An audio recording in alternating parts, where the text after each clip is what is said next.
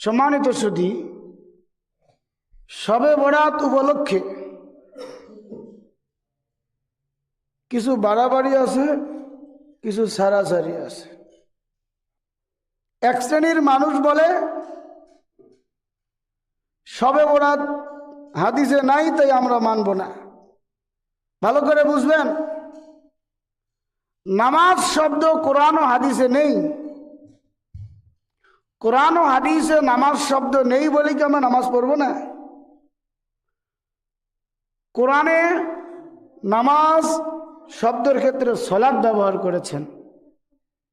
রাসূল করিম সাল্লাল্লাহু আলাইহি ওয়াসাল্লাম হাদিসে নামাজের স্থানে নামাজ শব্দের জায়গায় সলাত শব্দ ব্যবহার করেছেন। নামাজ আমাদের কাছে পরিচিতি লাভ পেয়েছে, এই জন্য কি আমরা নামাজ কোরআনে নাই হাদিসে নাই বলবো? বলা যাবে না। আমরা বলি যে বেহেশত, বেহেশত কোরআন হাদিসে এই শব্দ আছে? জান্নাত আছে। আমরা যে বলি দুজক, দুজক কি কোরআন হাদিসে আছে? না, জাহান্নাম আছে। নামাজ শব্দে কোরআনে না থাকার পরেও আমরা নামাজকে বিশ্বাস করি, কারণ কোরআনে নামাজ শব্দটা না এসে সলাত এসেছে। কোরআনে রোজা আসে নাই, সওম এসেছে।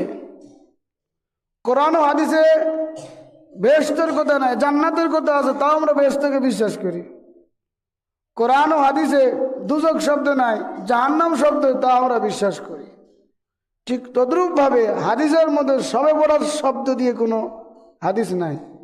হাদিসে আসছে লাইলাতুন নিসফি মিন শাবান, লাইলাতুন নিসফি মিন শাবান, শাবান মাসের মধ্য রজনী, অর্থাৎ 15 তারিখের যে রাত, সেটাকেই আমরা আরবি ভাষা ছাড়া অন্য ভাষায় বলি শবে বরাত।